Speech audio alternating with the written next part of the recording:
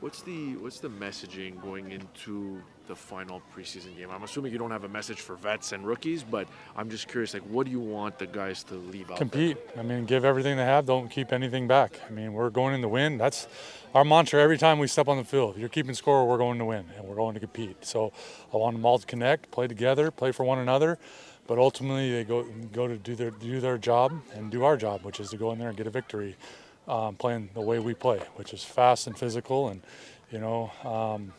just really, like I said, it's a form of competing that we want to live up to our standard of doing that, and that's every single guy that's in there. But we're not losing sight of the ultimate goal every week, which is to get a dub.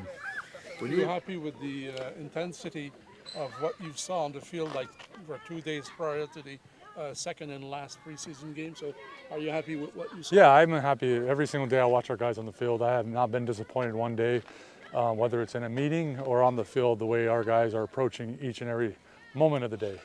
Again, I just said it, compete is what we do, and it's been at a high level all through camp. And I'm excited about watching us compete against somebody else, because it's over, well, I think 18 days we're here. We've only competed against another team one time in those 18 days. So it's nice to do that against someone else and finish. And that's the other thing I should have said, is finish is the other thing we want to do, and that's ultimately why dub is what your ultimate goal is. You know who was on the practice field today? A lot of people were. A lot of guys were. My God, Yeah, 98. yeah, I don't there have you to go. ask you about 98. There you go. You saw him. Yeah. You have decided, I'm sure, which veterans will be playing, if any, on Friday. Would you care to share any of that information? No, I mean, we're still debating on who's going to ultimately go. We want to make sure we go in and watch the film today and look at our reports and see who we do need to see and don't. And really, it's about numbers now. I mean, want to make sure we can field a competitive team to go out there and finish a game. If you don't take enough guys, it's hard to finish them. So I know we play with a 45-man roster during the season, but we're trying to go in there with more than that. So it's all about just making sure each position's covered so that they can play and compete, play at a high level, and show us what they have. Does your thinking remain no Fajardo? No, I'll say for sure Fajardo's not playing, but other than that, we're still debating everybody else. But Davis Alexander had a lot of bandages applied to his calf today. Is he okay? It's all preventative stuff. You want to say who's starting quarterback? No, we're still looking at that. Okay. But when you evaluate the quarterbacks over at two preseason games, just because they all play, is there like a checklist in your mind, Coach, of some of the specific things that you want to see from quarterback play? It's decision making. That's ultimately the biggest thing in quarterback play is decision making. Who makes the best decisions when they're out there? Accuracy, toughness, all that comes into play. I mean, I've always never been afraid to say what I believe a quarterback needs to show is smart, accurate, and tough. Well, decision making smart, accuracy when you throw the ball, and toughness to stand in the pocket and deal with the ups and downs of a football game, particularly when you're being taken in and out of a football game and you never get to feel really comfortable. Well, that's what it's like playing behind our starter. You never feel comfortable. You're always anticipating each moment you could go in. You got to prepare like the starter, yet never get reps. So, we want to see guys that are mentally tough enough to do that. And then obviously step up and make plays when they need to make it. That's probably the last thing we want to be able to see. Any pleasant surprises in terms of position players since the start of this camp? No, I mean, again, I don't like to single anybody out. I'll say this, it's been an extremely competitive camp all throughout at every position. We're going to have some tough decisions to make at the end, which is what you want. But I've been thrilled with the competition, thrilled with the guys that our scouting staff has brought in. Danny's done another year of a tremendous job with him and JM and PY and Eric, and they do such a good job bringing our players in for us to evaluate, and they've done a great job this year. So we're competitive, and obviously they're all going to get an opportunity to finish in this game, and then we got tough decisions to make, and we haven't been shy about telling our players it's the final 45 is going to make it to Winnipeg. We're going to pick 10 practice roster players and go from there, and there's a lot of guys on our roster right now. So Caleb, we're told that you'll see quite a bit of action on Friday. Yeah, I was telling the guy yesterday, with Maas, you kind of just prepare to play the whole game. You never know how the rotation will go and that. So every week I try to prepare as if I'm going to play the whole game. So it's just another day, kind of. How would you rate your camp right now? As far as ABC or 1 in 100. No, in your opinion.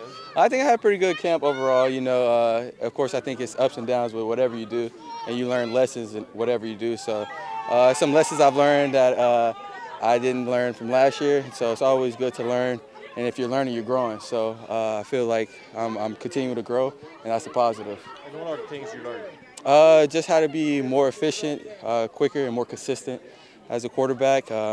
Picking up some things from Cody, Maas, just continuously talking in the quarterback room and just trying to be more consistent with my game and just be better for the team.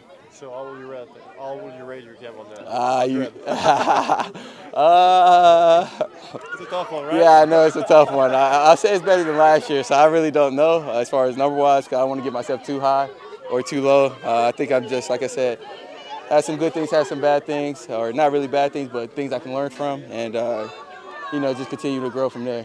How intense is it knowing that the training camp is a pretty short thing lived, and you only have like 2 preseason games before the real stuff comes? Well, it feels shorter than like when you're out of it, but when you're in it, it feels like a long time. So, you know, for me, it felt like a pretty long time in camp. But like you said, the preseason kind of come by quick, and you get to the regular season just like quick. So it's fun, you know, you get the preseason games and the pregame jitters out of you, and then when the regular season come, I think you're in form to kind of get it rolling. So, what kind of statement would you like for yourself on Friday? Just to, you know, do what I do as far as being consistent, like I said, throughout training camp like I was, and, you know, put my best foot forward with the guys I'm out there with, and, you know, get a couple drives going or however long I'm playing, and just be the best version of myself. Caleb, if you look at your left, you see, again, a lot of young fans. It's a practice day. How special it is to just see this kind of stuff on a practice day here? I mean, it's big time. I mean, you get kind of that, you know, professional athlete feeling. Last year it was kind of packed, but this year I feel like it was more packed, of course, because we won the Grey Cup and things like that. But it's special coming off the field and seeing the fans call your name and yelling. Probably don't know who you are too well, but it's just good to get that, you know, environment around the kids, and you got to love that, so it's fun. Fin du camp d'entraînement comme ça, avant-veille d'un autre match préparatoire où tu vas essayer d'impressionner encore? On se sent très bien. Écoute, je pense que les gars se sont donnés vraiment cœur et âme durant tout le camp, surtout cette semaine, dernière semaine de travail avant la fin du camp. Fait que je pense que les gars veulent bien évidemment faire leur place dans l'équipe. Fait que les gars se donnent vraiment beaucoup. Puis la préparation a bien été. Puis on est assez confiants, puis je pense que ça va bien se passer vendredi. Sur le terrain, tu sens la différence au fur et à mesure qu'on s'approche de la vraie saison? Oui, mais je pense que les premières semaines, c'était beaucoup d'installations, beaucoup de nouveaux jeux pour les vétérans, réapprendre les jeux de l'année d'avant, quelques ajustements ici et là. Mais je pense que cette semaine, c'est plus, une fois que tous les jeux avaient été installés, je pense que c'est juste de se familiariser avec ces jeux-là, puis de bien les mémoriser, puis après ça, les appliquer à 100%. Comment décrirais-tu ton premier camp avec Jason Maas? Un camp Jason Maas, ça implique quoi?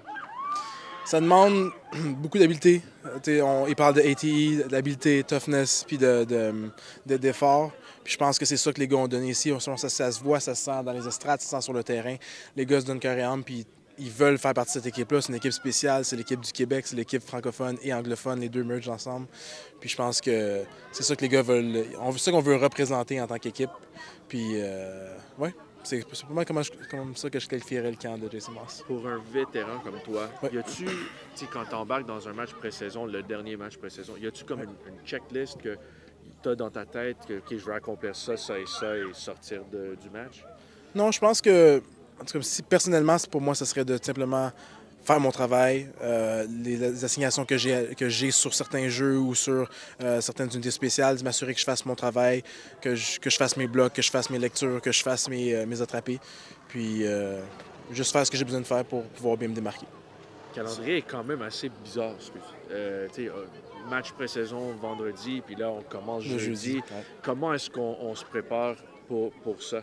Mais je pense que, évidemment, les deux parties vont être assez proches en termes de journée, là, mais je pense que ça va être vraiment une préparation mentale, beaucoup plus que physique. Je pense que la préparation physique s'est faite dans les 3 dernières semaines. Je pense que ça va être bien de s'assurer de faire les bons ajustements. Évidemment, on se prépare contre une très bonne équipe, puis ça va être important d'être préparé mentalement pour ce match-là.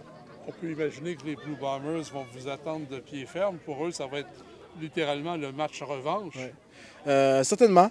C'est sûr qu'on parle de revanche, on parle de l'année dernière. Autant nous que eux, je pense que l'équipe reste assez différente. Il y a beaucoup de gens qui sont partis, beaucoup de gens qui sont restés. Ça reste une bonne opposition. Je pense que c'est une équipe c'est une très bonne équipe. Puis oui, ils vont vouloir probablement, comme tu dis, se venger de la défaite de l'année dernière. Sûr.